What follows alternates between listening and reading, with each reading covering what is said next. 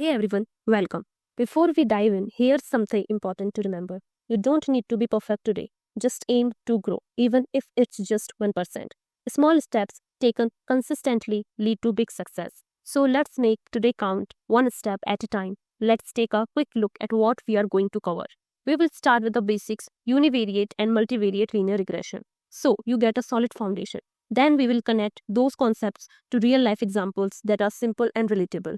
You will learn how to visualize data, understand important formulas, and explore key tools like the dot product, cost functions, and gradient descent. Finally, we will touch on some common nonlinear equations and see how they differ. Before we jump ahead, let's quickly revisit what we have already explored. We started with the core idea, what is regression, and built up to the simple equation y equals to wx plus z, where we try to predict y from x. Then came the cost function, which tells us how far off our predictions are. And finally, we introduced gradient descent, our learning algorithm that adjusts W and B to reduce those prediction errors. These basics form the heart of what we are building on next, so keep them in mind as we move forward. Now, let's talk about multivariate linear regression. So, what is it? It's just like simple linear regression, but instead of using one input, we use two or more features to predict an output. You can think of it as asking, how does the input change when we adjust multiple inputs? I use multivariate instead of simple regression. Well, real world problems are rarely influenced by just one factor. Using multiple inputs gives us a more accurate prediction and deeper understanding. Let's look at a real world example using multivariate linear regression. Imagine we want to predict a student's exam score. Now, instead of just using hours studied, we also consider two more things: how many hours they slept, how many practice tests they have taken. So, our prediction formula becomes marks is equal to A into hours studied plus B into sleep hours plus C into practice hours plus D. Here's what each part means. A, B, C are weights. They tell us how important each input is. D is a constant called the intercept. It adjusts the whole prediction up or down. In short, more study time, better sleep, and more practice could lead to better scores, but not all factors affect the result equally. The equation helps us find how much each one matters. Let's visualize one part of our prediction, the number of practice tests. This scatter plot shows how marks are related to how many practice tests a student has taken. Each dot is a student. The more tests they took, the higher their score tended to be. You can see a pattern forming. Marks seem to go up as practice tests increase. It's not a perfect line, but there is a clear upward trend. This tells us that practice really does make a difference, and our model is picking up on that. Let's take it up a level, literally, with this 3D graph. Each blue dot shows one student's data: how many hours they slept, how long they studied, and their score. Now look at the smooth surface. That's our regression plane. It helps us see the overall pattern.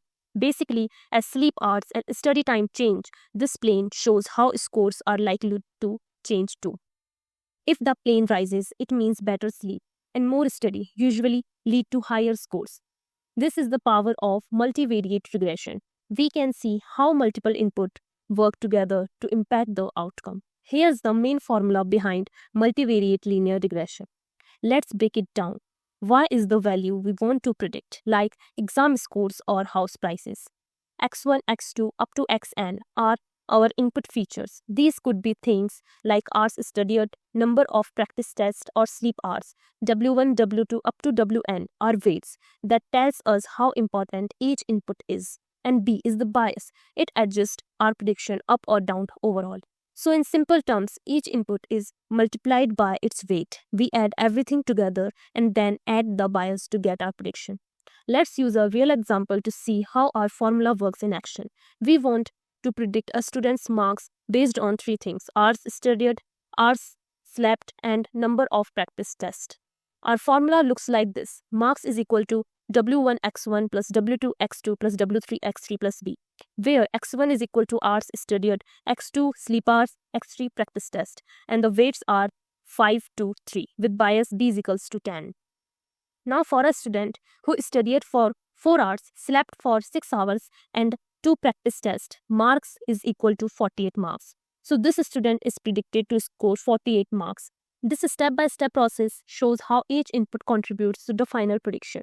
It's like building a score from different ingredients, each weighted by its importance. Now let's move to the next topic, understanding dot product. The dot product is a way to multiply two lists, vectors of numbers and get a single number as the result. It multiplies each pair of elements and then adds them all together.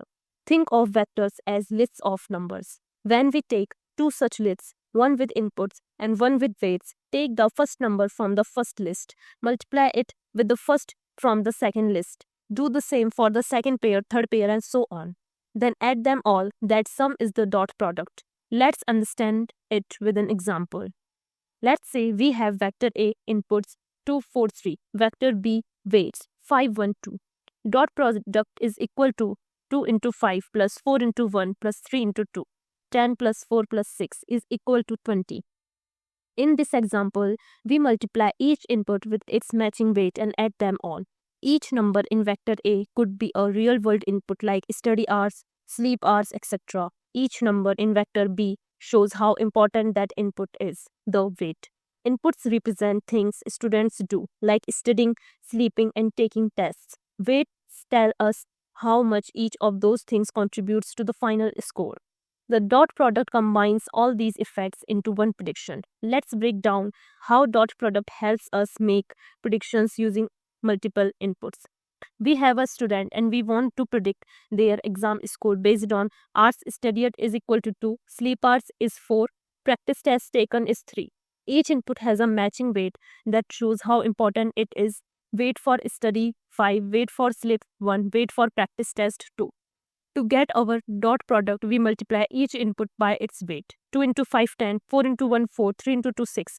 Now add them all. 10 plus 4 plus 6 is equal to 20. This 20 is the dot product. It is combined effect of all the inputs, each weighted by its importance. But we are not done yet. We also have a bias value. B is equal to 10. This adjusts our prediction up or down. So our final predicted marks is equal to dot product plus bias. 20 plus 10 is equal to 30. Just like that, the student's predicted score is 30.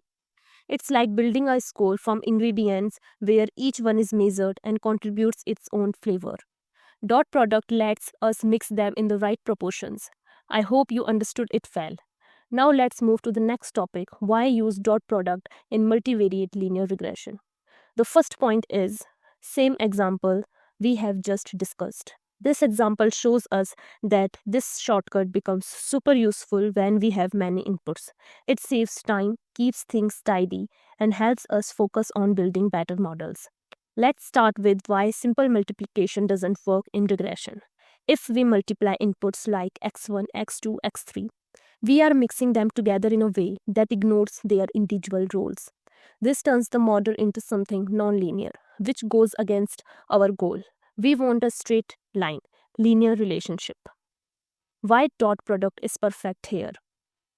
Dot product allows us to combine multiple inputs and their weights easily. It fits perfectly with the formula. It makes the math clean, scalable, and efficient, especially when we have 10, 50, or 100 plus inputs. Dot product also makes things super efficient. Imagine handling dozens or hundreds of features. Dot product scales up beautifully and keeps the math simple and clean. I hope you have understood dot product. If you have any doubt, you can ask me later in the comments.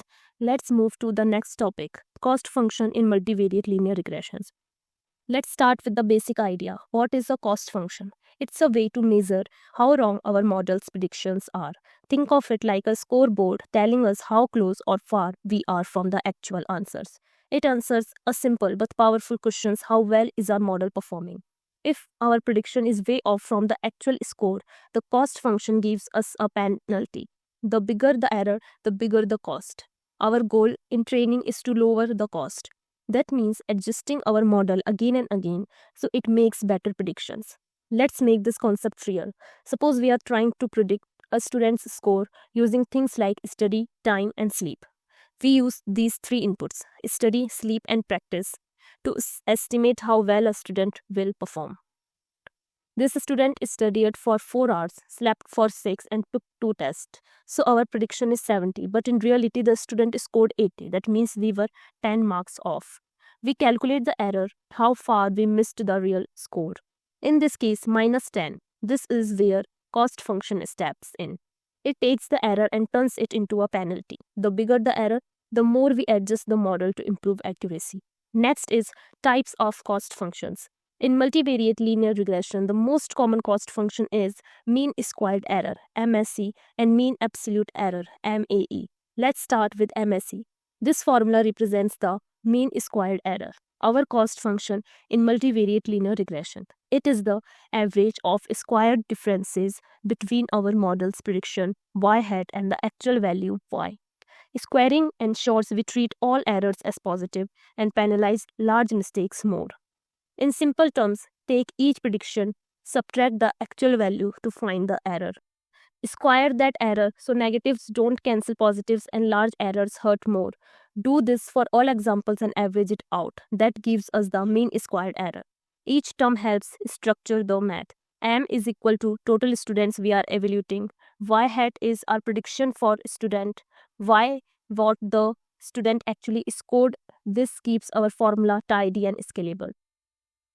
Let's say we want to estimate student marks based on how much they studied, slept, and practiced. Our model uses features like x1 is hours studied, x2 is sleep hours, x3 practice tests taken.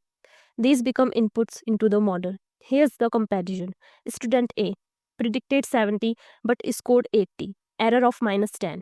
Squared error is 100. Student B predicted 65 but scored 60, error of +5. Squared error 25. We average these to get MSE. So answer is 62.5. Let's understand the pros of MSE. It's easy to compute. It strongly penalizes big mistakes, which encourages better predictions. But there is a downside. If one student has an extremely wrong prediction, the squared error shoots up and can distort the average. That's why MSE can be harsh when outliers exist. Let's talk about a cost function that's simple but powerful, mean absolute error or MAE. While mean squared error squares the mistakes and can exaggerate large errors, MAE keeps things straightforward. It calculates the average of absolute differences between predicted values and actual values. No squaring, just how far off we were. Imagine you are predicting student scores. If one student was off by 10 marks and another by 5, MAE would simply average those differences. That gives us a clear sense of our model's typical error in everyday units like marks, easy to interpret. In summary, if you are aiming for robustness and interpretability, MAE is an excellent pick. But if you are focused on pushing optimization speed, MSE might still be your go-to. Now let's move to our next topic, gradient descent. Gradient descent is the magic behind how our model learn. Think of the cost function like a giant hill, and we want to reach the lowest point on it, the place where our prediction error is the smallest. Now imagine you are blindfolded, standing somewhere on this hill. You can't see the path, but you can feel the slope under your feet. That slope is your gradient. It tells you which direction reduces your error the fastest. You take one small step in that direction, then another and another, bit by bit. You make your way down toward the bottom. That's essentially how gradient descent works. Each step updates the weights and bias of our model. The key is to take steps that are small enough to avoid overshooting but big enough to make progress. As we keep adjusting these parameters, our cost keeps shrinking and we get closer to the best possible predictions. So, in short, gradient descent is the learner's journey from guessing poorly to guessing smart by following the path of steepest improvement. Let's walk through a real example to see how gradient descent actually works. We are building a model to predict students' final exam marks based on three features: hours studied per day, sleep hours per night, number of practice tests taken. To begin, we don't know how important each feature is, so we start with some guesses. Weights: W1 is 1, W2 is 1, W3 is 1, and bias is also 1. Then we collect sample data from three students, including their study habits and actual marks. Using our initial weights and bias, we make predictions, but they turn out way off. For example, student A's actual score is 85, but our model predicts only 14. Student B gets 65, model says 10. Student C scores 88, prediction is just 15. Clearly, the model's guesses are poor. which tells us how our weights are nowhere near right. Now comes the heart of machine learning, gradient descent. It calculates how each feature contributed to the error, then gently tweaks the weights and bias to reduce that error. The learning rate controls how big each step is. Think of it as the size of the step our model takes toward improvement. We repeat this process, adjusting and repredicting for hundreds or even thousands of steps. Slowly but surely, the predictions get better. After training the model over 1000 plus iterations, here's what we get. Student A predicted 83, actual 85. Student B predicted 66, actual 65. Student C predicted 87, actual 88. Now our model is making accurate predictions. It has learned the correct weights by reducing the cost over time. This is gradient descent in action, a process of learning from mistakes and getting smarter with every step. Alright, we have seen how linear equations work, but what if the relationship between input and output is not straight? Welcome to the world of nonlinear equations. One powerful example is a polynomial equation, which uses power of a feature to model complex trains. The general form look like this. Here we are adding high degree terms like x square and x cube, allowing the curve to bend and twist to better fit real world data. Let's look at an example. We are predicting house price based on size. If we plotted price versus size using a straight line, it might miss key patterns.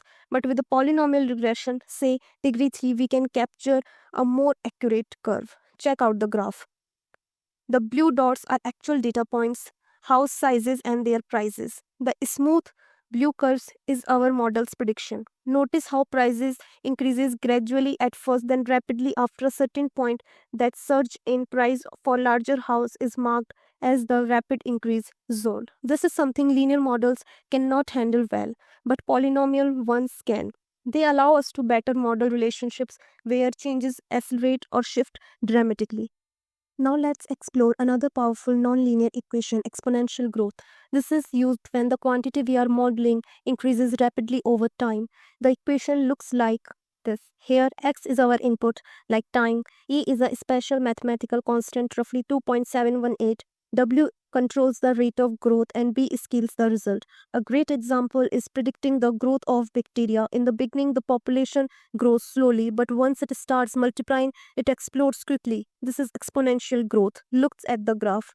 The x-axis shows time in hours, the y-axis shows bacteria population, the blue curve represents our exponential model.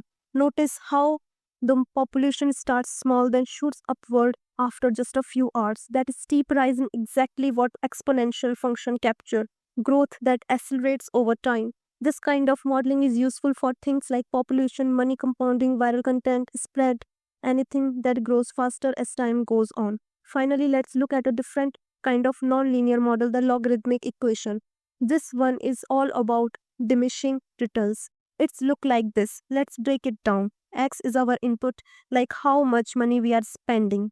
Y is the result, like the number of website visitors. B and W1 are constants that shape the curve. In the beginning, when you start investing, add spend, you get huge gains, lots of visitors for little money. But as you spend more and more, the growth slows. That's what we called diminishing returns. Take a look at the graph. Early on, just a little ad spend leads to big spikes in traffic, but later, even doubling your budget doesn't move the needle much. This model is perfect when a system is saturating, like attention spans, marketing reach, or even workout results. You get quick wins at first, then progress levels out. So that's our journey from simple linear models to powerful nonlinear equations. We have explored how features shape predictions, how errors guide learning, and how gradient descent helps us improve step by step. Whether it's a straight lines, steep curves, or slow trends, now you understand how machine learning adapts to them all. Keep experimenting, stay curious, and remember, every model starts with a question and grows with practice. That's it for today. See you in the next video.